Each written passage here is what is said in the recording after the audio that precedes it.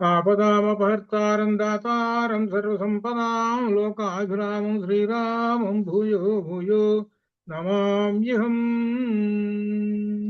శ్రీరాఘవం దశరథాత్మజమప్రమేయం సీతాపతిం రఘుకులాన్వయరత్నదీపం వాజానువాహం అరవిందదళాయతాక్షం రామం నిశాచర వినాశకరం నమామి.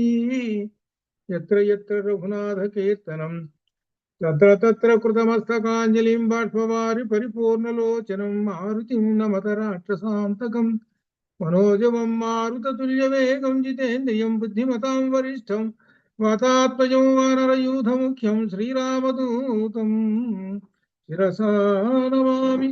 ఉల్లంఘ్య సింధో సలిలం సలీలం యశోకవన్యం జనకాత్మజాయై నమోస్తు రుద్రేంద్రయమానిలేభ్యో నమోస్తు చంద్రార్కమరుద్గణేభ్యః.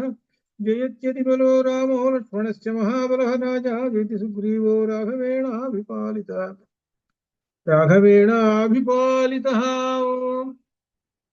శ్రీ రామచంద్ర పరబ్రహ్మణే నమః. ఈరోజు ఉన్నటువంటి యుద్ధకాండలో ఘట్టం ముఖ్యమైనటువంటిది. ఈ ఘట్టాన్ని ఎవరైతే వింటారో వాళ్ళకి సమస్త వ్యాధుల నుండి ఉపశమనం కలుగుతుంది. ఇది ఒక గొప్ప విశేషం ఇవాళ వచ్చేటువంటిది. ఇదనమాట గొప్ప విశేషం. ఇందులో ఈ రోజు చెప్పేటువంటిది విశేషమైనటువంటి యుద్ధం ప్రారంభమైంది.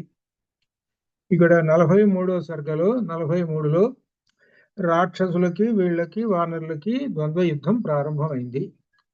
ఈ ద్వంద్వ యుద్ధంలో వీళ్ళు 20 మంది వానర వీరులకి రాక్షస వీరులకి ఒకరికొకరి ఎవరితోటి యుద్ధం జరిగిందో ఈ 43వ సర్గలో చెప్పాడు.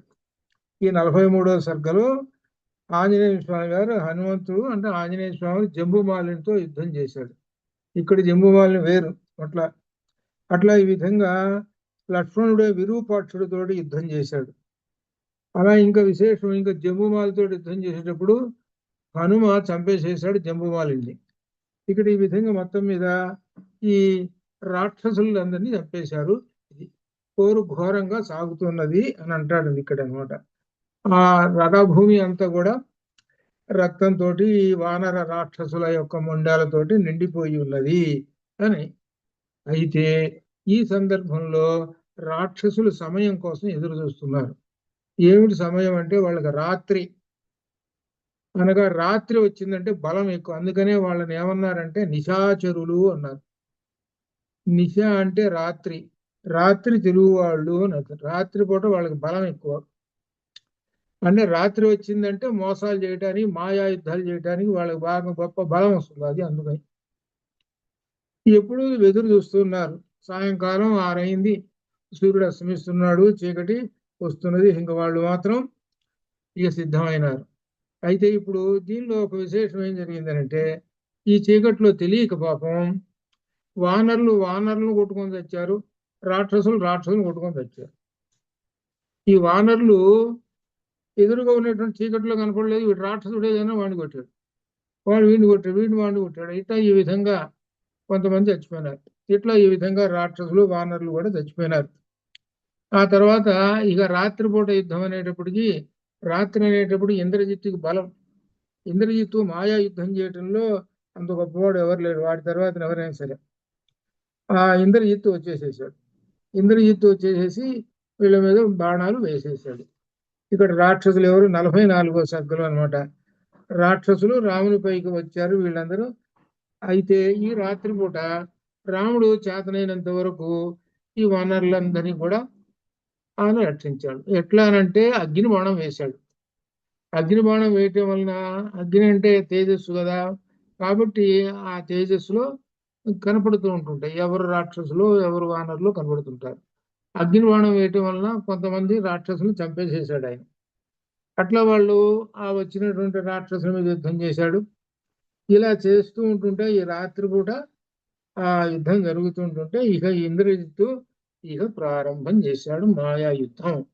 ఈ మాయా యుద్ధంలో ఏంటంటే కనపడడు, తనకి మాత్రం అందరూ కనపడుతుంటారు. కాబట్టి ఎటుంటాడో ఏమిటో తెలియదు కదా, అందువల్ల నా యుద్ధం ప్రారంభించాడు.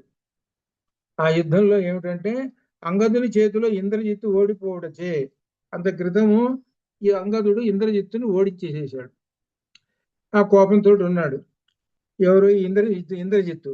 ఇక రామలక్ష్మణుల మీద భయంకరమైన సర్ప బాణములను కురిపించాడు. ఇది ఇక్కడ విశేషం. ఇక్కడ కొన్ని సందేహాలు వస్తాయి. ఎవరికి వచ్చినాయో సందేహాలు అప్పుడు బయటపడాలి. మీరు అర్థం కావాలంటే సందేహం వస్తున్న వాడికి అర్థమవుతున్నదని అర్థం. అది తర్వాత ఇప్పుడు ఈ సాగుతుంటుంటే అనమాట. సరే, బాణాలు వేశాడు, సర్ప బాణాలు వేసాడు ఆయన. ఆ సర్ప బాణాలు వేస్తే రామలక్ష్మణులకి గాయపరిచినాయి. తర్వాత ఆ శరీరం అంతా నెత్తురు గారుతున్నది. ఇక పడిపోయినారు రామలక్ష్మణులు. 45వ సర్గలో 45వ సర్గలో ఈ వీళ్ళందరినీ పడగొట్టేసి ఇంకా రాక్షస వీరులందరూ సంతోషిస్తున్నారు. వానర వీరుల్లో ముఖ్యమైనటువంటి వాళ్ళని నీలుని, అంగదుని, శరభుని, ద్వివిధుడిని మొత్తం అందరినీ, ఇక హనుమంతుడిని కూడా కొట్టేశాడు. అందరినీ బాణాలతో కొట్టేశాడు. ఎవరు? ఇంద్రజిత్తు కొట్టేశాడు. రాత్రిపూట అనమాట. సరే, పడిపోయినారు వీళ్ళు. ఈ కడుపు పడిపోయినారు. తర్వాత ఎలా ఉన్నాడు ఆ రాత్రిపూట ఇంద్రజిత్తు అంటే నల్లని కొండ మాదిరిగా ఉన్నాడు. రాత్రి అంటేనే చీకటి కదా. ఆ చీకట్లో ఒక కొండలాగా కనపడుతున్నాడు వీడు.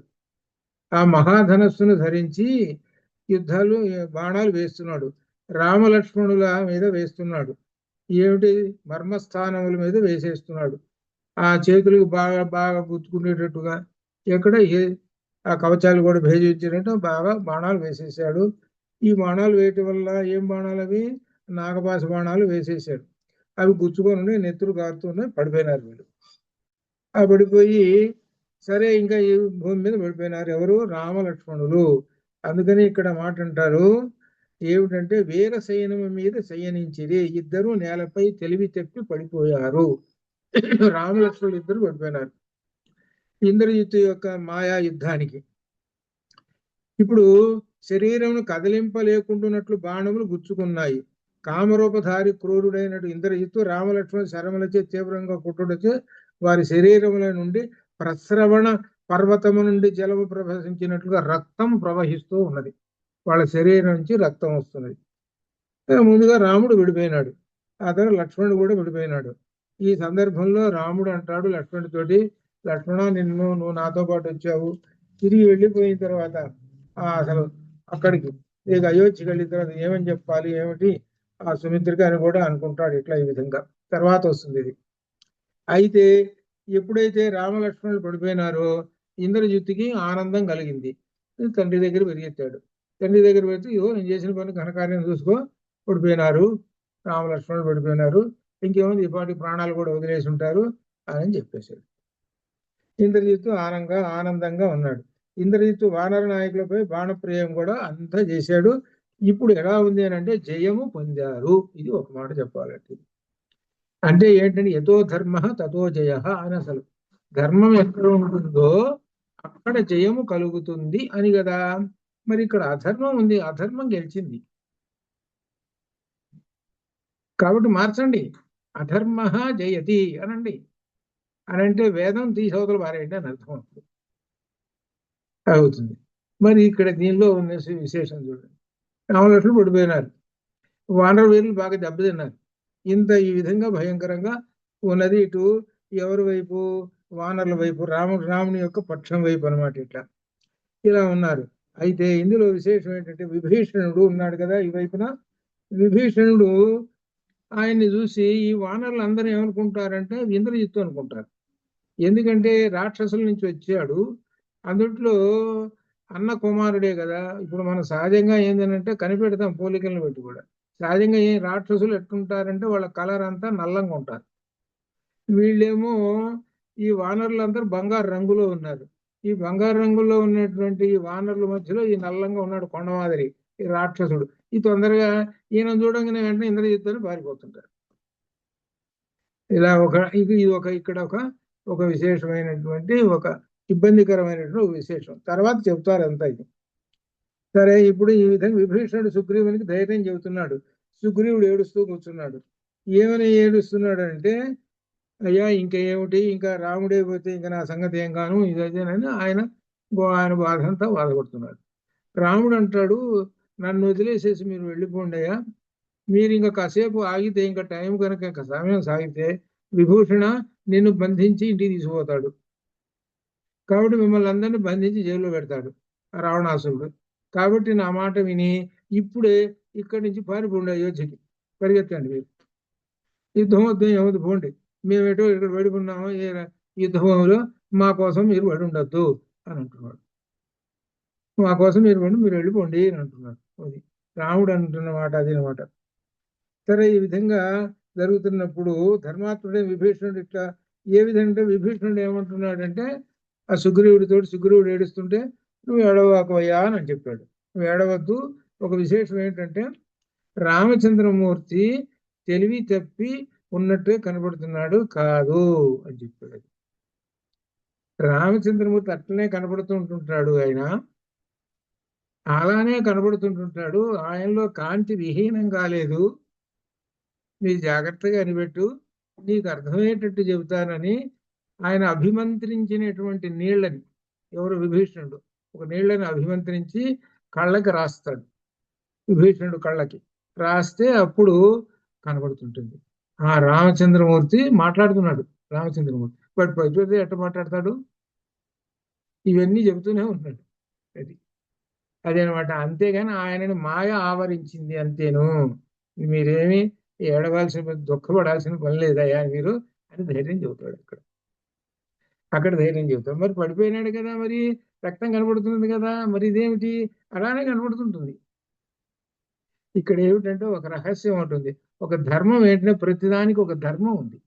ఏమిటంటే ధర్మము, అగ్ని ఉందనుకోండి, అగ్నిని పట్టుకుంటే ఏం కావాలి, అది మనల్ని కాల్చాలి. చేతిలో వేసుకున్నాం అనుకో, అగ్ని కాల్చాలి. కాల్చకపోతే అది దాని ధర్మాన్ని అది పోగొట్టుకున్నట్టు అవుతుంది.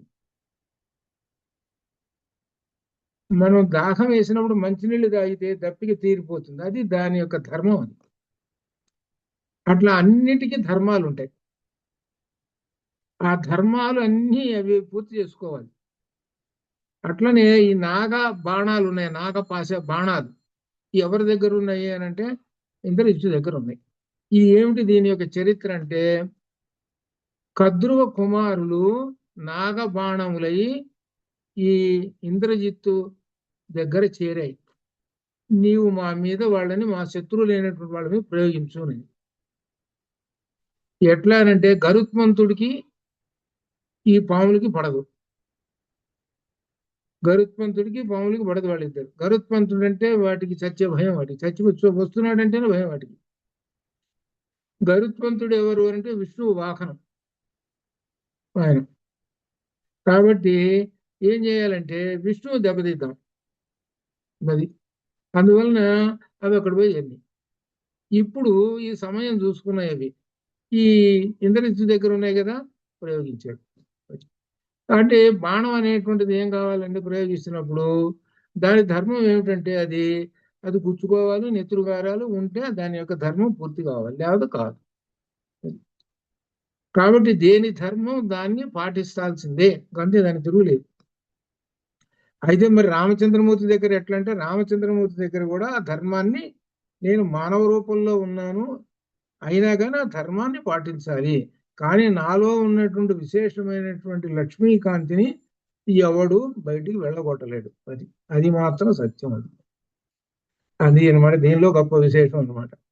ఈ తర్వాత వస్తుంది అసలు ఇంకా విశేషం. తర్వాత ఏమిటంటే, సరే ఇంకా ఆ రామచంద్రమూర్తిని చూశారు. రామచంద్రమూర్తికి ఆయుర్దాయం ఉన్నదయ్యా, ఆయన కాంతి అంత ఉన్నాడని విభీషణుడు ఈ విధంగా చెప్పి నమ్మకం కలిగించాడు. సరే వీళ్ళ సంగతి సరే, ఆ ఏడు మారారు. ఈ ఇంద్రజిత్ ఏమో ఆ రావణాసుడు ఎదురు వెళ్ళాడు, పరిగెత్తుకుంటూ పోయినాడు. ఓ నేను పెద్ద ఘనకార్యం చేశాను, పడగొట్టేసేసాను అన్నాడు. అనేటప్పుడు సంతోషించాడు, కౌగులించుకున్నాడు. అబ్బా ఎంత పని చేసావురా నువ్వు, భలే పని చేసావురా నువ్వు అని అనుకుంటున్నాడు. ఇప్పుడు రావణాసుడు ఒక ఉపాయం తట్టింది. స్త్రీలను పిలిచాడు, రాక్షస స్త్రీలను పిలిపించాడు. పిలిపించి మీరందరూ ఏం చేస్తారంటే పుష్పక విమానంలో సీతాదేవిని ఎక్కించుకొని తీసుకొని యుద్ధరంగానికి వెళ్ళి ఆ పడిపోయినట్టు రామలక్ష్మణుని, ఆ తర్వాత వానరులందరినీ చూపించండి. ఆమె చూస్తే నమ్ముతుంది. అంటే ఇదివరకు ఏదో మాయ అని అనుకున్నది కదా, ఇప్పుడు మాయ కాదు నిజం. ఇదివరకు ఏమనుకున్నది, మాయ అనుకున్నది, ఇప్పుడు నిజం అని అనుకుంటుంది. నిజం అనుకుంటుంది కాబట్టి ఏం చేస్తుంది, ఇప్పుడు ఇది నాదినే చెప్పిన మాట ఉంటుంది. ఇది అసలు ప్లాన్. కాబట్టి రాక్షసులారా రండి, ఆ పుష్పవిమానం మీద ఎక్కించుకోండి, అది తీసుకోండి, చూపించండి. చూపించిన తర్వాత అప్పుడు ఆ సీతాదేవి నాకు వశం అవుతుంది అని చెప్పారు. సరే అన్నట్టుగా రాజుగారు చెప్పినట్టుగా ఆ రాక్షస స్త్రీలందరూ వచ్చేసారు. పుష్ప విమానంలో సీతాదేవిని ఎక్కించుకున్నారు, యుద్ధరంగాన్ని తీసుకుపోయినారు. ఆ యుద్ధరంగంలో నుంచి ఆ పుష్ప విమానం నుంచి కిందకి దిగి చూసింది. చూస్తే రాములట్లు పడి ఉన్నారు, వానరులందరూ పడి ఉన్నారు. అయ్యో వీళ్ళందరూ పడిపోయినారే అని ఇంకా ఆమె దుఃఖం, ఆమె ఎంతో దుఃఖంతో ఆమె ఉన్నది అని అప్పుడు అంటుంది అనమాట సీతాదేవి. నాకు బాల్యంలో ఒక జ్యోతిష్యుడు వచ్చి ఈమె వైధవం లేదు, ఈమెకి పాతివ్రత, ఈ విధి ఇన్ని చెప్పాడు నాకు, మరి ఏమిటి వైధవ్యం, రామచంద్రమూర్తి పోయినాడు అని చెప్పినట్టు జాతకం తప్ప అనేటువంటి ఇది ఏంటో కొంత బాధపడుతుంది. ఆ తీసుకొచ్చిన మనిషి ఎవరు, ఇక్కడ దీనిలో త్రిజట. అది అక్కడ మన త్రిజట స్వప్నం సుందరకాండలో వచ్చింది కదా, ఆ త్రిజట తీసుకొచ్చింది, తీసుకొచ్చి చూపించింది అనమాట. ఈమె దుఃఖంతో ఏడుస్తూ ఉన్నది. అప్పుడు త్రిజట అంటుంది, అమ్మా రామచంద్రమూర్తి మరణించలేదమ్మా, ఆయనలో తేజోవిహారం కాలేదు, నువ్వు దిక్కించాల్సిన పని ఏమీ లేదు. ఇక్కడ ఒక విశేషం చెబుతున్నాను, అత్యంత విశేషమైనటువంటి ఒక విశేషం చెబుతున్నాను అమ్మ, నేను ఎప్పుడు సత్యం చెబుతున్నాను వినని 238 పేజీలో ఆ రెండో పేరాలో ఉన్నది. ఆ 238 పేజీలో, రాజు మరణించినచో యోధుల ముఖములు కోపంతో సంతోషంతో ఉండవు కదా వైదేహి, రామలక్ష్మణుడు మరణించినచో దివ్య పురుషము నిన్ను మోయదు. ఇది సూత్రం చెప్పేసింది. రామలక్ష్మణులు మరణించారనుకోండి, నిన్ను అసలు ఎక్కనివ్వదు, ఈ పుష్ప విమానం అసలు ఎక్కనివ్వదు. ఈ పుష్పక విమానం అంటే ఏమనుకున్నావు, అసలు ఈ పుష్ప విమానం యొక్క చరిత్ర ఏమిటి, విశ్వకర్మ తయారు చేసి బ్రహ్మదేవుడికి ఇచ్చాడు, చూసుకొని ఆ యొక్క గొప్పతనం అని. ఇస్తే బ్రహ్మదేవుడు ఏం చేశాడు, తన మనవడికి ఇచ్చాడు. మనవడు ఎవరు, కుబేరుడు. కుబేరుడు తపస్సు చేశాడు, తపస్సు చేసిన తర్వాత బ్రహ్మదేవుడు ఇచ్చాడు.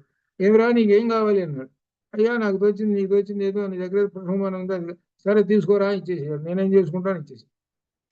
ఆ పుష్పక విమానం మహిమ కలిగినటువంటి చాలా గొప్ప, అంటే ఒక రకంగా చెప్పాలంటే సాక్షాత్ పరమాత్మ స్వరూపమే, అంత ఇదే, అంత గొప్పది అది. పుష్ప విమానం ఉంది. ఆ పుష్ప విమానం కుబేరుడు తీసుకొని తిరుగుతూ ఉంటుంటాడు. దీన్ని చూసాడు ఎవరు, రావణాసురుడు. చూసి వీడికి అసూయ పుట్టింది. నాన్న ఆస్తి, తండ్రి ఆస్తి నువ్వు ఒక్కడైనా తినేది, నేను తినడానికి వీల్లేదా, చూసుకొని ఈ సంగతి చెబుతానని చెప్పి వాడి మీద ఎగబడి ఆ పుష్ప విమానం తీసుకొని లంకలో నుంచి వచ్చాడు. అప్పుడు కుబేరుడు వచ్చాడు తండ్రి దగ్గరికి. తండ్రి చూడు, వీడు రావణాసురుడు నన్ను గందరగోళం చేసి పుష్పవిమానం తెచ్చుకున్నాడు. ఎవరే వాడు చెప్పిన మాట వినట్రా, వాడు రాక్షస లక్షణాలు ఉన్నాయి వీడికి, నీకు ప్రత్యేకంగా ఒక రాజ్యాన్ని ఉన్నది ఒక చోట హిమాలయాల్లో, అలకాపురి అనేటువంటిది ఉన్నది. అంటే ప్రస్తుతం మనం ఏదో కైలాసగిరి ఉంటుందో ఆ ప్రాంతాల్లో ఒక ఉన్నది ప్రదేశం, అక్కడికి వెళ్ళు, నీ యక్షులతోటి సహా మొత్తం మీ గుట్ట మొత్తం పోండి, అక్కడ ఉండే చాలా దూరం అది కాబట్టి మీరు ప్రశాంతంగా ఉండొచ్చు, పోండిరా అన్నాడు. అయినారు. ఇక వీడు కైవసం చేసుకున్నాడు. ఈ కైవసం చేసుకుని తిరుగుతున్నాడు. పుష్ప విమానం ఈయన దగ్గర ఉంది. ఎవరి దగ్గర, రావణాసురుడి దగ్గర ఉన్నది. ఈ రావణాసురుడి దగ్గర ఉన్నటువంటి పుష్ప విమానాన్ని చివరికి ఎవరికి చెందింది, రామచంద్రమూర్తికి చెందింది చివరికి. అంటే ఎవరిదో వాళ్ళ దగ్గరికి చేరింది. ఇక్కడ దీనిలో అది విశేషం, ఎవరిదో అది, ఎవరిది, పరమాత్మది కదా అది, కాబట్టి పరమాత్మ దగ్గరికి చేరింది చివరికి. అది ఎలా చేరింది అని అంటే, సంతోషిస్తూ అందరినీ వానరులందరినీ వేల మంది వానరులను ఎక్కించుకొని అది తీసుకొని అయోధ్యకు తీసుకొచ్చింది. క్షణంలో తీసుకొస్తుంది, అంత వాయు వేగంతో ఉండేటువంటి ఆ పుష్పక విమానం. ఆ పుష్పక విమానం ఎక్కించుకొని తీసుకొచ్చింది. అప్పుడు త్రిజట అంటున్నది, విధవరాలని ఎక్కించుకోదు, అనగా భర్త చచ్చిపోయి ఉంటే ఎక్కించుకోదు, కాబట్టి ఎక్కించుకున్నది కాబట్టి నువ్వు ఏమీ భయపడాల్సిన పని లేదు, ఇదే విశేషమైనటువంటిది అని చెబుతున్నారు.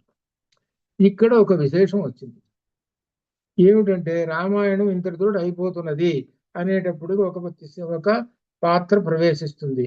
ఆ పాత్ర స్త్రీ పాత్ర ప్రవేశిస్తుంది. అది అంటే ఏంటనమాట, సీత ఏమనుకుంటున్నది, రామచంద్రమూర్తి పోయినాడు, నాకు వైధవ్యం వచ్చింది. ఆ తర్వాత ఏమవుతుంది, కాకపోతే ఏం చేస్తుంది, ఆ తర్వాత వైధవ్యం వచ్చింది, ఇంకో రాముడు పోయినాడు అనేటప్పటికల్లా ఊరేసుకొని చచ్చిపోతుంది. రామాయణం ఇంకెక్కడుంది, రామాయణం లేదు, ఏం లేదు. అక్కడ రావణాసుడు పోవాలి కదా, పోతేనే కదా రామాయణం అయ్యేది. మరప్పుడు ఒక స్త్రీ ప్రవేశిస్తుంది. ఇది రామాయణంలో ఉన్నటువంటి గొప్ప విశేషము. ఈ స్త్రీ త్రిజట ప్రవేశించి ఉన్న సత్యాన్ని చెప్పింది. అప్పుడు ఆమె నమ్మింది. కాబట్టి రాముడు కేవలం మాయా దీనిలో పడి ఉన్నాడమ్మా, అంతేగాని ఆయన మాత్రం చనిపోలేదు, నా మాట నమ్మ, నేను సత్యం చెబుతున్నాను అని చెప్పింది. అప్పుడు ఆమె ధైర్యంతో ఉంది. రాముడు లక్ష్మణుని కొరకు తర్వాత ఈ సందర్భంలో ఇద్దరు పడి ఉన్నారు. రాముడు లక్ష్మణుడు భూమి మీద పడి ఉన్నారు. రాముడు లక్ష్మణుడితో అంటున్నాడు, ఆ లక్ష్మణుడి కోసం భార్య చాలా బాధపడుతున్నాడు. మరి పడిపోయినటువంటి వాడైతే ఎలా మాట్లాడతాడు, వీళ్ళతో మాట్లాడాడు. అది అంటే అర్థం ఏంటి, ఆ పరమాత్మని మాయ ఆవహించింది. ఆ కొంతసేపు ఆ మాయ అనేటువంటిది ఏంటనమాట, ఆ నాగపాశ బుద్ధులు అయినారు. ఇక తర్వాత రాబోయేటువంటిది అంటే గొప్ప విశేషం. ఇదే గొప్ప విశేషం ఇవాళ రాబోయేటువంటి దానిలో. సరే, ఈ విధంగా అనుకుంటున్నాడు. ఏమని అనమాట, అయ్యో లక్ష్మణుడు కూడా పడిపోయినాడే, అక్కడ సుమిత్ర ఎంత ఏడుస్తున్నదో అని ఈ విధంగా బాధపడుతున్నాడు. 49వ సర్గలో ఇట్లా అనమాట. అని ఈ విధంగా లక్ష్మణుడు ఎంత కోపం వచ్చినా కానీ నా మాట అసలు ఎదురు తిరగలేదు, చెప్పిన మాట వినేటువంటి వాడు అలానే ఈ విధంగా అనుకుంటున్నాడు. విభీషణుని రాజుగా చేస్తానని అన్నాను నేను, అది విభీషణుడు కూడా అక్కడ సముద్ర జలాలతో చేశామంతా, ఏం చేసేది ఇప్పుడు, నేను అనుకున్నటువంటి ప్రతిజ్ఞ ఏమవుతుంది ఏమిటి అనేటువంటి దీనిలోకి ఇది అనుకోవటం ఏమిటంటే మానవుని యొక్క సహజ లక్షణములు. అది అర్థం. మానవుడు ఏం చేస్తాడు, ఒక మాట అన్నాడు అనుకోండి, ఏమయ్యా నీకు రేపు ఇస్తాను, లేవయా నీకు ఇస్తాను గ్యారంటీ అంటాడు. ఆ రేపు అనేటువంటిది వచ్చేటప్పుడు కష్టం అనిపిస్తుంది. అనేటప్పుడు ఏమనిపిస్తుంది, అలా బాధపడతాడు. ఇది మానవ సహజ లక్షణాలు చూపిస్తుంటాడు రాముడు, అదే తెలుసుకోవాల్సింది.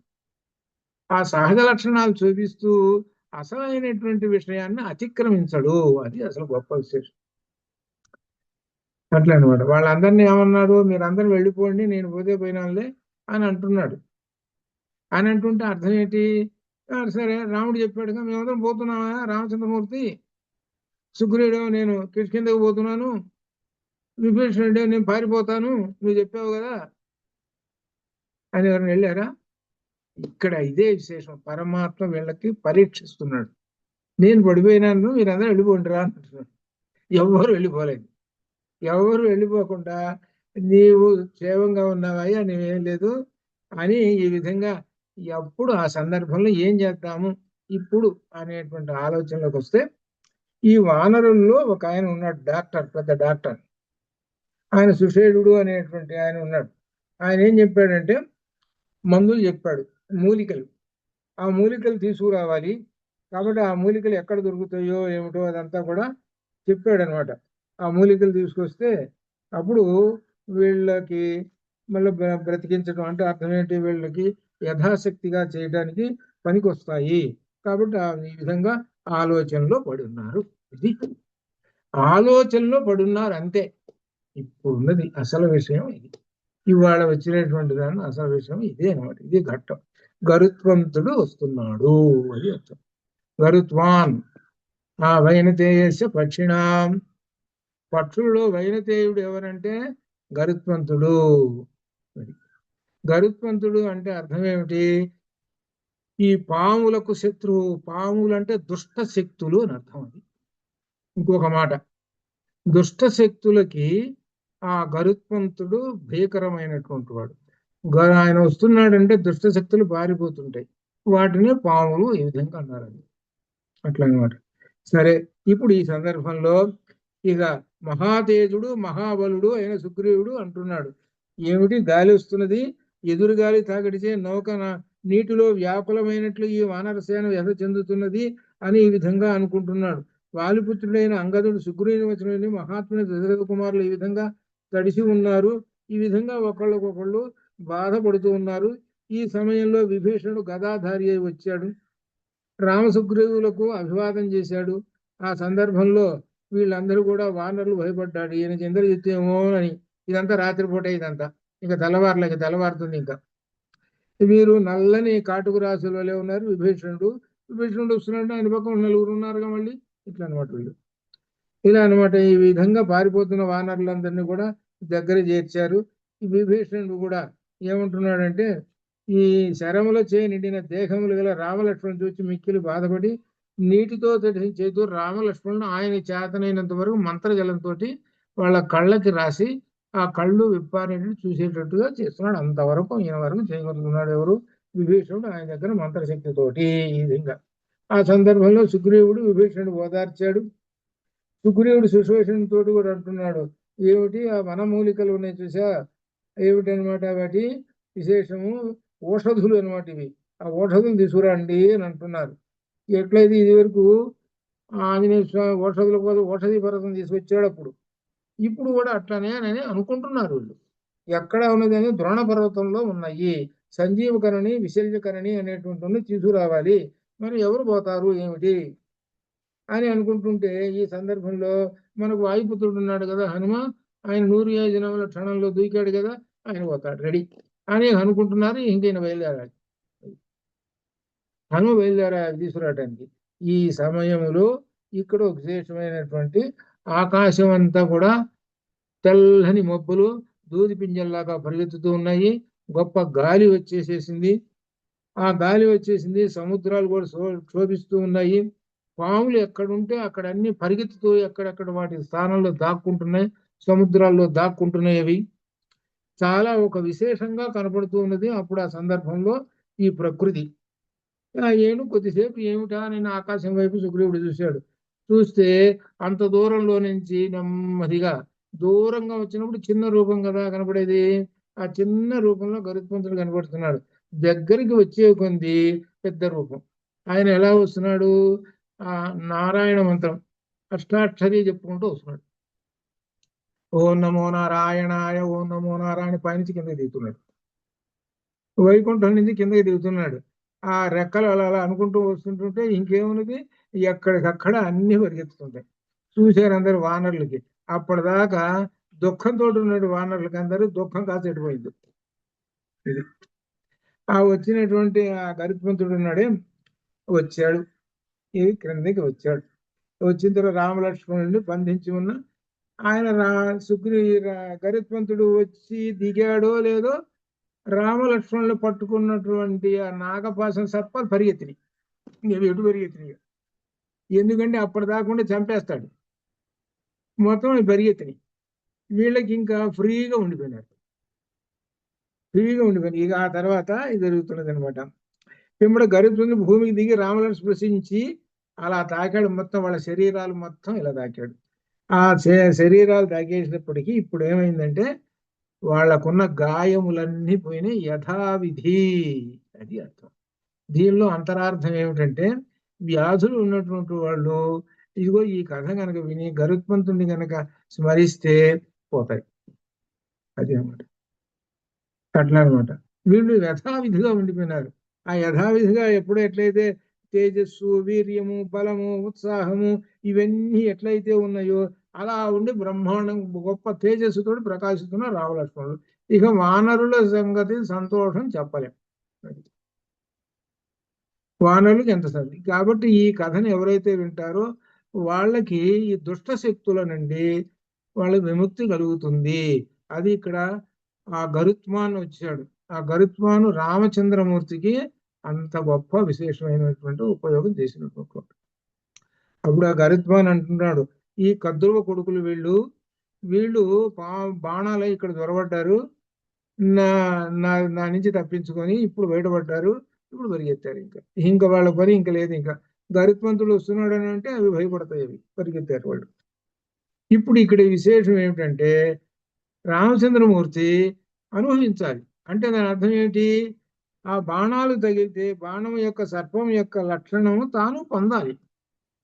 నేను విష్ణువుని కదా, గొప్ప పరాక్రమవంతుని కదా, నా దగ్గర అది ఉన్నది కదా, కాబట్టి నేను వ్యతిరేకిస్తాను అంటే అప్పుడు అది ఏమవుతుంది? అది ధర్మాన్ని కోల్పోయినట్టు ఉంటుంది. అదేనమాట. వాటి ధర్మాన్ని వాటిని నిలబెట్టుకోమన్నాడు. ఆ తర్వాత ఏమి జరుగుతుందో సంగతి ఆయనకి తెలుసు. అది విషయం. ఆ తర్వాత ఏం జరుగుతుందో, ఈ పాముల సంగతి ఏమిటో సంగతి, నీ సంగతి ఏమవుతో తర్వాత ఉన్నాళ్లే, ఒక ఆయన ఉన్నాళ్లే, ఆయన చూసుకుంటాడులే నీ పని. అదే కనుక అట్లా కాకుండా రామచంద్రమూర్తి అయ్యి నువ్వు నాగబాణాలు వేసావుగా, నేను ఇంకో బాణం వేస్తానంటే అప్పుడేముంది? లేదు. గరుత్మంతుడు ఎందుకు వస్తాడు? గరుత్మంతుడు రాడు. అట్లా అనమాట. కాబట్టి ఇప్పుడు ఆ ఇంద్రజిత్ దగ్గర ఉన్నటువంటి నాగబాణములు వ్యర్థం అయిపోయినాయి. ఇప్పుడు వాడి దగ్గర రెండోసారి లేదు. ఇప్పుడు వాడి దగ్గర 2 బాణాలు వ్యర్థం అయిపోయి, ఒకటి బ్రహ్మాస్త్రం, ఎవరు ఇంద్రజిత్ హనుమంతుడి మీద బ్రహ్మాస్త్రం ప్రయోగించడానికి వెళ్ళలేదు, ఈయన నాగాస్త్రం ఎవరి మీద ప్రయోగించడానికి వెళ్ళలేదు. ఆయన బ్రహ్మాస్త్రం తర్వాత ప్రయోగిస్తాడు అంటే హనుమంతుడి మీద పనిచేయదు. ఎట్లా అనమాట, తర్వాత వస్తున్న తర్వాత. ఇప్పుడు సరే, ఆయన శరీరం అంతా గరుత్మంతుడు ఆ రామలక్ష్మణ శరీరం మొత్తాన్ని కూడా తాకాడు, శుభ్రంగా నిమిరాడు. ఇట్లా ఈ విధంగా నేను మహా తేజస్సు గరుత్మంతుడు రామలక్ష్మణులు లేవదీసి కౌగులించుకున్నాడు. అంతటా రాముడు సంతోషించి గరుత్మంతుడితో అంటున్నాడు, ఎవరు మీరు అంటున్నాడు. ఎంత విశేషంగా ఉంది చూడండి. ఇప్పుడు నిజంగా రాముడు గరుత్మానం మరి ఏమిటి, మరి అక్కడ అందరూ బాగున్నారా? క్షేమ సమాచారం విన్నాడు. ఇక్కడ వైకుంఠంలో అందరూ బాగున్నారా? నీకు ఎవరు చెప్పారు ఏమిటి మొదలు పెట్టాడా ఇవన్నీ? ఏమంటున్నాడు? మానవుడు ఎలా అయితే భాషిస్తాడో, ఎలా భావిస్తాడో అలానే చేశాడు. అది ఇక్కడ తెలుసుకోవచ్చు. అందుకనే రాముడు ఏమంటున్నాడు? మానవుడుగానే ఈయన మాట్లాడుతున్నాడు. మేమిద్దరము ఇప్పుడు నీ అనుగ్రహం వలన మేము బతికామండి, ఇంద్రజిత్తు వేసిన బాణాల వలన. పూర్వం వలె బలవంతులమైనావు. నిన్ను చూడగానే నా తండ్రి దశరథ మహారాజు, నా తాత అజమహారాజు వాళ్ళందరూ కూడా ఏమిటంటే మహానందం కలుగుతున్నది. వాళ్ళని చూసినంత ఆనందం కలుగుతుంది. మా తాత ముత్తాతలను చూస్తే ఎంత ఆనందమో అంత ఆనందం కలుగుతున్నదయ్యా ఏ గరుత్మాన్ అంటున్నాడు. అంత ఆనందం కలుగుతూ ఉన్నది అని. ఇంకా నీ రూపము చాలా అందముగా ఉన్నది గరుత్మంతుడు వర్ణిస్తున్నాడు. ఉన్న దివ్య పుష్పమాలలు, దివ్య చందనాను లేపనములు, పట్టు వస్త్రములు ధరించి దివ్య ఆభరణములను అలంకరించుకుని నీవు ఎవరు? ఇక్కడ కొంచెం ఆలోచన చేసుకోవాలి, కథాభాగం చదవటమే కాకుండా. గరుత్మంతున్నటువంటి ఆలయాలు ఎక్కడుంటాయి అంటే వైష్ణవ ఆలయాల్లో ఉంటాయి, వెంకటేశ్వర స్వామి గుళ్ళో ఉంటాయి మామూలుగానే. ఆ వెంకటేశ్వర స్వామి గుళ్ళో ఉన్నటువంటి ఆ గరుత్మంతుని నిలబెట్టి ఉన్నటువంటి ఆ విగ్రహాలు చూస్తే ఆ విగ్రహం ఎలా ఉంటుంది అని అంటే దివ్య పుష్పమాలు, దివ్య చందనాల లేపనాలతో అట్టు ఉంటాయి. ఆయన కూడా సాక్షాత్తుగా పరమాత్మ స్వరూపం. గీతలో చెప్పాడు కదా, వైనతేయస్య పక్షిణాం అని చెప్పాడు కదా గీతలో. అటువంటి అంత మహాత్ముడైనటువంటి ఆ గరుత్మాన్ అనేటువంటి వాడు మహాత్ముడు. ఎంతటి ఉపయోగం చేస్తాడో భక్తులకు చెప్పలేం. ఆయన అనేటప్పటికి దుష్ట శక్తులన్నీ పారిపోతాయి. అదేనమాట. రామచంద్రమూర్తి అంతటి వాడినే రక్షించాడు అంతనమాట. ఆ దుష్ట శక్తులు ఏమి పనిచేయవు గరుత్మంతుని ముందు అనమాట. ఇది నేను చూడగానే నా దశరథ మహారాజు ఇలా గుర్తుకొచ్చారు. నీ రూపం చాలా అందముగా ఉన్న దివ్య పుష్పమాలు, దివ్య చందనాల్లో పట్టు వస్త్రాలు ధరించి దివ్యాభరణములు అలంకరించుకొని నీవు ఎవరివి అని అంటున్నాడు. చూడండి ఎంత మాటగా మాట్లాడుతున్నాడు చూసావు. నీవు ఎవరివి అంటున్నాడు. ఎవరంటాడు? నారాయణుడు తన వాహనాన్ని అంటున్నాడు. నువ్వు ఎవరివి అంటున్నాడు. నీవు ఎవరివి అన్నాడు. గరుత్మంతుడు అంటున్నాడు మహా తేజవంతుడు, మహాబలు పక్షిరాజు అంటున్నాడు సంతోషించి. ఏంటంటే సంతోషం విపాన నేత్రం గలవాడి ఆనందంతో రాముడితో, రామ నేను నీ ప్రియమిత్రుడను, నేను నీ ప్రియమిత్రుడను, నేను నీ బహిప్రాణమును చెప్పేశాడు. అది బహిప్రాణం ఉన్నా నీ బహిప్రాణం అని అర్థం ఏమిటి? ఆ గరుత్మంతుడి మీద విష్ణువు కూర్చుంటారు, నారాయణ కూర్చొని వస్తూ ఉంటారు. ఆ గరుత్మంతుడు ఎవరు? బహిప్రాణం, ఆయనకు బహిప్రాణం. అందుకనే వైంద్యదేశ పక్షిణం అన్నారు. అది నీ బహిప్రాణాన్నయ్యా నేను, నా పేరు గరుత్మాన్. మీ ఇద్దరికి సహాయం చేయడం ఇక్కడికి వచ్చేసాను. ఇక్కడికి ఇదంతా ఎట్టా మరి వెనకట్ట తెలిసింది అని అంటే ఇంద్రుడు అప్రత్యక్షంగా కనపడకుండా రాముడికి సహాయం చేస్తుంటాడు. రాముడు నాగపాశబద్ధుడు కాగానే వెంటనే ఇంద్రజిత్తు గరుత్మానికి చెప్పాడు, అదిగో కార్యక్రమం మీ ప్రభు గారు ఉన్నారు, మీ రాజుగారు ఉన్నారు చూసావు, మీ నారాయణుడు ఉన్నాడే అదిగో చూడు, పరిగెత్తు తొందరగా అన్నాడు. అది అర్థం కాదా? అదే ఆయన అంటే అర్థం ఏంటి, ఇంద్రజిత్ అనేది మన ఇంద్రుడి ద్వారా తెలుసుకున్నటువంటి వాడే పరిగెత్తుకుంటూ వచ్చేసేసాడు. అందరూ గరుత్మంతుడు మీ ఇద్దరికి సహాయం చేయడానికి ఇక్కడికి వచ్చింది, నా పేరు గరుత్మంతుడు అని ఇంద్రజిత్తు మాయాబలముచే మహాభయంకరమని సర్పశర బంధములు నిర్మించాడు. ఇవంతా చేసింది ఎవడు? ఈ ఇంద్రజిత్తు. బంధములను మహాపరాక్రమంలో అసురులు గాని మహాబలవంతులైన వానరులు గాని ఇంద్రుడు గాని ఎవ్వరు వీటిని తప్పించుకోలేరు అని అంతటి గొప్ప ఉంటాయి. కాబట్టి అంతటి గొప్పవి కాబట్టి వాటి ధర్మం వాటిని నెరవేర్చాలి కాబట్టి ఈయన పడి ఉన్నాడు. అది అర్థం. ఈ సర్పములు తీక్షణమైన కోరలు గలవి, తీవ్రమైన విషము గలవి. వీరు కద్రువ పుత్రులు. వీరు ఇంద్రజిత్తు మాయా ప్రభావముచే బాణములై మిమ్ములను బంధించిరి. ఇది అర్థం. ఇక్కడ చెప్పుకుంటూ వచ్చేసారు. ఇప్పుడు అప్పటికే ఈ వానరులందరికీ చెప్పరాని సంతోషం. ఓ గంతులు ఎగిరేసేవాళ్ళు, ఈలలు వేసేవాళ్ళు, డప్పులు వహించేవాళ్ళు, ఓహి ఎంత ఉన్నారో సంతోషం. ఈ గరుత్మంతుడు వచ్చారు.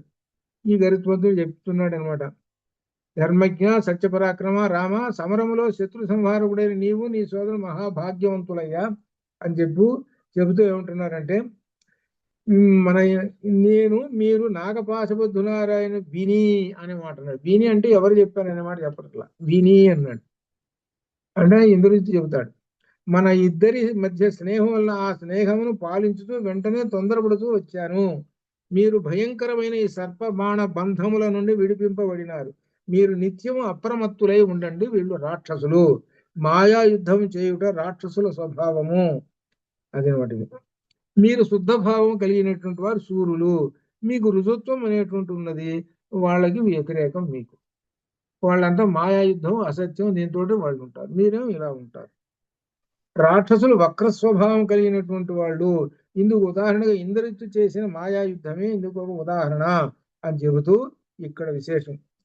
ఇక్కడ ఏమిటి, మహాబలుడు సుపర్ణుడు అయిన గరుత్మంతుడు రామునితో ఈ విధముగా పలికి స్నేహపూర్వకముగా ఆలింగనము చేసుకొని తాను తిరిగి వెళ్ళుటకు ఈ విధముగా అనుజ్ఞను కోరుతున్నాడు.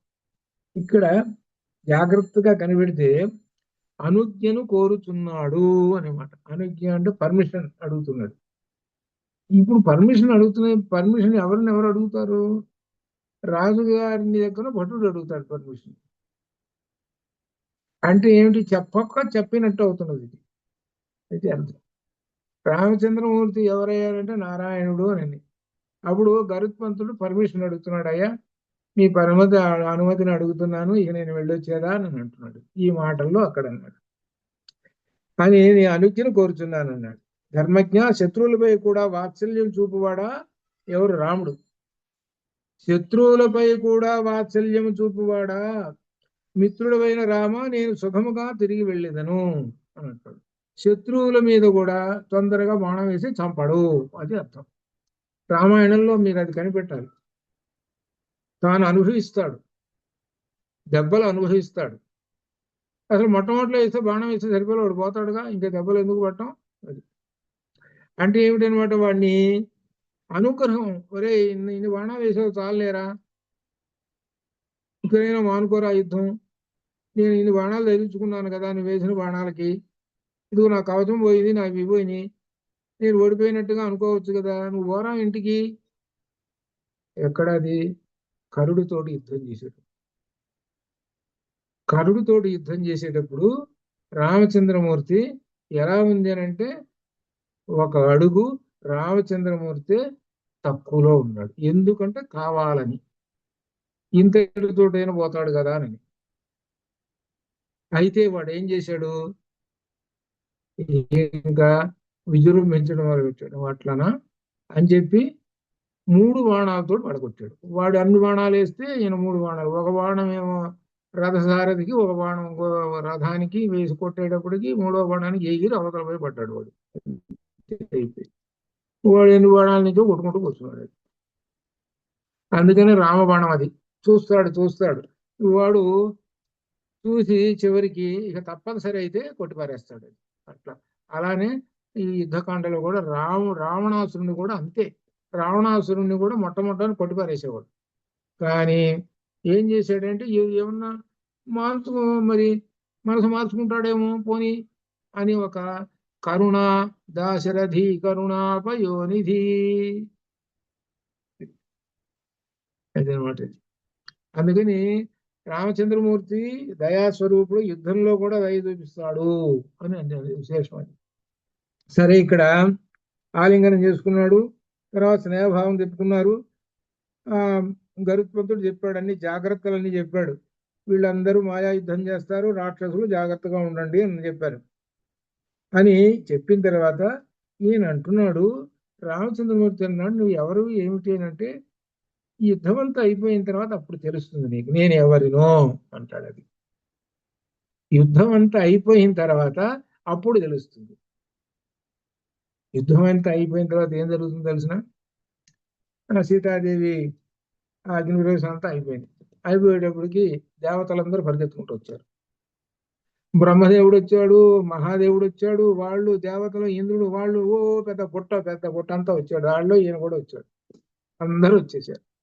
అప్పుడు బ్రహ్మదేవుడు చెప్తారు, నీవు ఎవరు త్వం పురుషోత్తమ త్వం యజ్ఞ, విష్ణు సహస్రనామాలు ఒక 10 చెప్పేస్తాడు.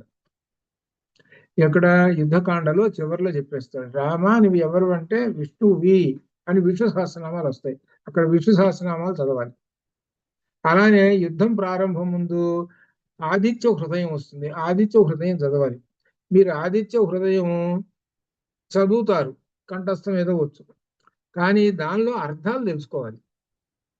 అర్థం తెలుసుకొని చదువుతుంటుంటే అది గొప్ప విశేషం. ఎప్పుడైనా అర్థవంతమైనటువంటి విద్య వలన నీకు ఉన్నతి వస్తుంది, మనశ్శాంతి ఉంటుంది, నేను చదివాననేటువంటి ఒక తృప్తి కూడా ఉంటుంది. అర్థవంతమైనటువంటి విద్య అది అనమాట. అక్కడ ఆదిత్య హృదయం ఇంకా చాలా టైం పడుతుంది అనుకోండి, ఇంకో 4 రోజులు అట్లా. సరే, ఇక్కడ ఆ గరుత్మాన్ నేను ఎవరినో తెలుస్తుంది అని చెప్పాడు. నీవు శరములనే తరంగం వచ్చే లంకలో అని ఒక్క మాట చెప్పుకుంటూ పోతున్నాడు. ఒక దేశం ఎవరంటే గరుత్మంతుడు, రామ ఈ లంకలో బాలురు 1, వృద్ధులు 2, వీళ్ళని వదిలిపెట్టి మిగిలిన వాళ్ళందరూ వేసేసే బాణాలు అన్నాడు. అంటే మిగిలిన బాణాలు అంటే మిగిలిన జనం అందరూ కూడా సైనికులే, అది అర్థం. అది లంకలో వృద్ధులు ఇళ్లలో కూర్చుంటారు, సరే బాలురు ఇద్దరు, మిగిలిన వాళ్ళందరూ సైన్యమే అని అర్థం. అది లంకలో ఇంట్లో 2 ఉన్నారు అనుకోండి, ఏది ముసలాయన వాళ్ళు కాకుండా 2 కుర్రాళ్ళు, వాళ్ళిద్దరు సైన్యమే. అది అట్లా అనమాట ఇండ్లు. కాబట్టి మొత్తం తెలుసుకొని నువ్వేం చేస్తావంటే వేసేసే బాణాలు మొత్తం పూర్తి చేసేసే అన్నాడు. రాక్షస సంహారం చేసి అని చెప్పేసి వెళ్ళు. ఈ విధంగా చెప్పి ఇప్పుడు ఈ సందర్భంలో రాముడికి ఈ విధంగా చెప్పి రాముని బాధను తొలగించి రామునికి ప్రదక్షిణము చేసి అర్థం.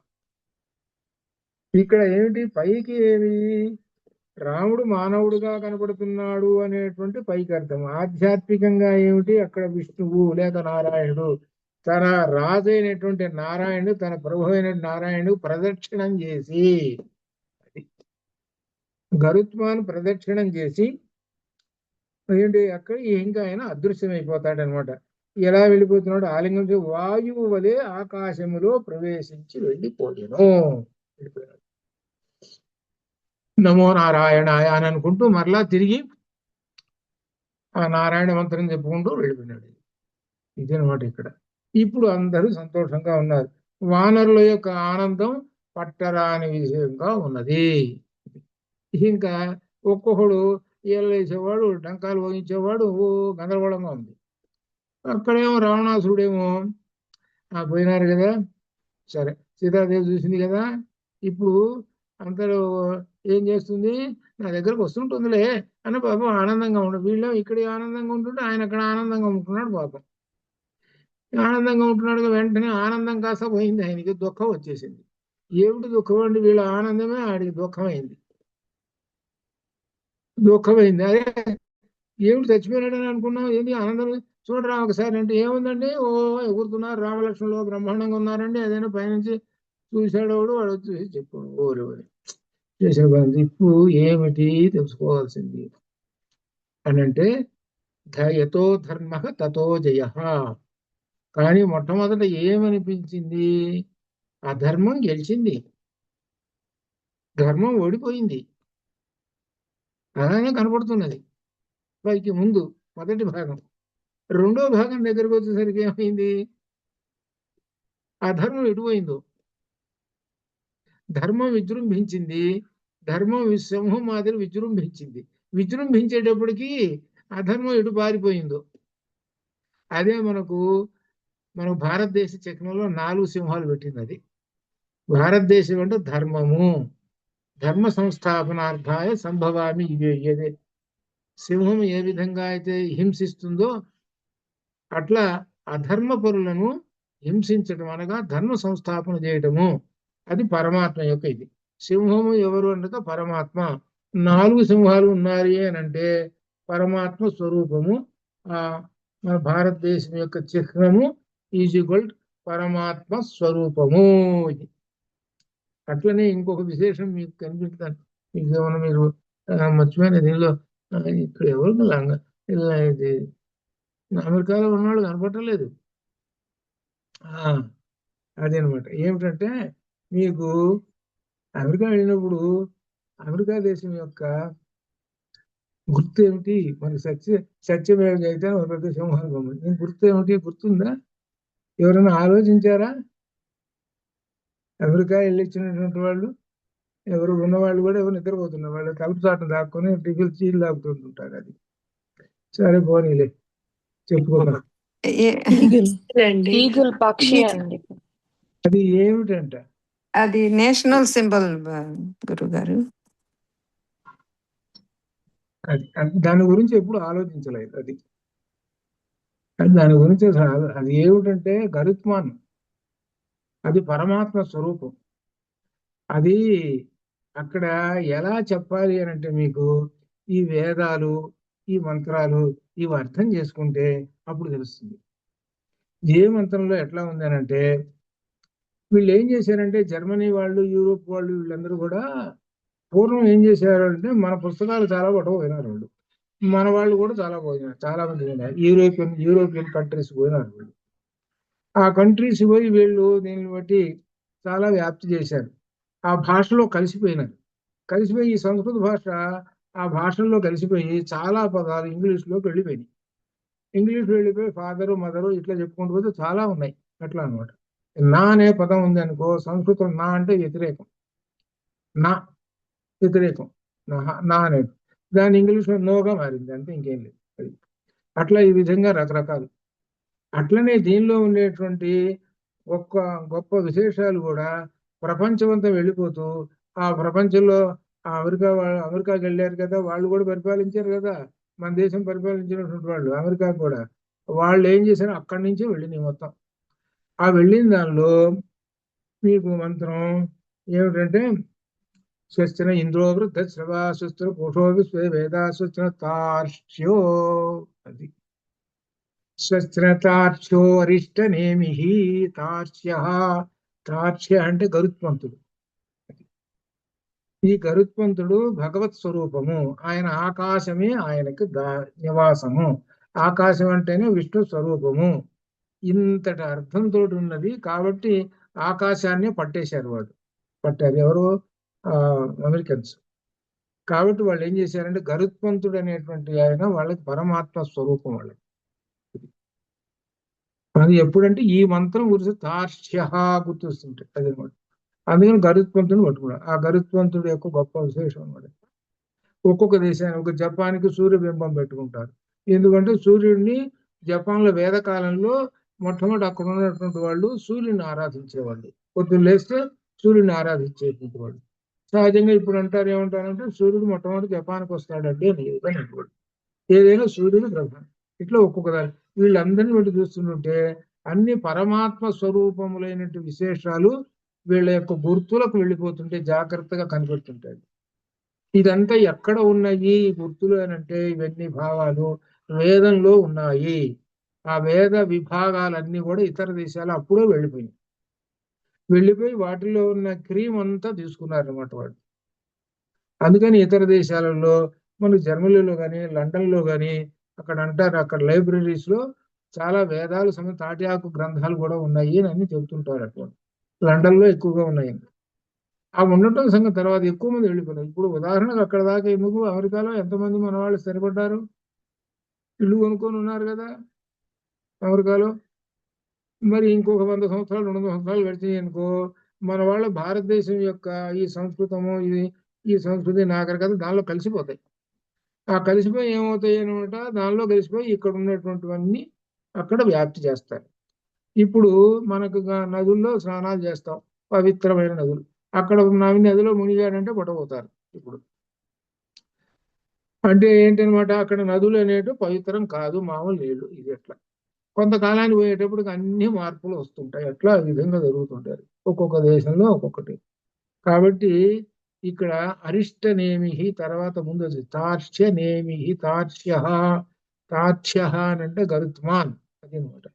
అందుకని మనం ఆ మంత్రం చదివేటప్పుడు దానిలో ఉన్నటువంటి స్వస్తిన తార్క్ష్య గరుత్మంతుడు నహ మాకు స్వస్తి శుభములు ఇచ్చుగాక అని.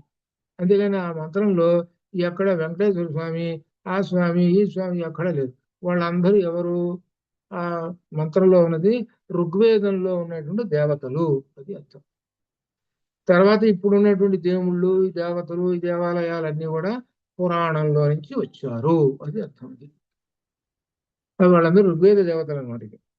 ఎందుకు చెప్పుకుంటున్నామనంటే ఇక్కడ విశేషము, ఆ గరుత్మంతుడు అనేటప్పటికీ నేను అమెరికా వెళ్ళినప్పుడు అప్పుడు చూసి అప్పుడు అనిపించింది, నాకు ఈ మంత్రం గుర్తుకొచ్చింది. వీళ్ళు ఎట్ట పట్టుకున్నారా ఏంటంటే, ఆ వేదాల గురించి నేను రాసిన పరిజ్ఞానం పుస్తకం ఉంది, మీకు ఎంతమంది పట్టుకున్నారో ఏమో, ఒకరిద్దరి దగ్గర ఉన్నాయేమో అది. అట్లా అనమాట. దానిలో గరుత్మంతుడు అనమాట, వాళ్ళు గరుత్మంతుడు పట్టుకున్నారు. గరుత్మంతుడు అనేటువంటి ఆయన శుభ సూచకమైనటువంటి వాడు. కొంతమంది ఆ ఇళ్లకు కూడా గరుత్మంతుడు బొమ్మ పెట్టుకుంటారు, ఎటువంటి దుష్టమైనటువంటి లోపల ప్రవేశించకుండా ఉండుగాక అని అర్థం అనమాట. అందుకని ఏంటంటే ఇవాళ విశేషంగా వచ్చింది ఏంటంటే గరుత్వాన్ని మనం చెప్పుకున్నాం అనమాట. అందుకని తన్నో గరుడ ప్రచోదయాద్దని మనకి ఇందులో ఈ గరుడ మంత్రం కూడా గాయత్రి మంత్రంలో కూడా వస్తుంది అనమాట. ఇది అనమాట, అదేనమాట ఇది. అని ఈ విధంగా ఆ గరుత్మంతుని వలన రామచంద్రమూర్తి, లక్ష్మణస్వామి మరలా యథావిధిగా సిద్ధమైనారు యుద్ధానికి.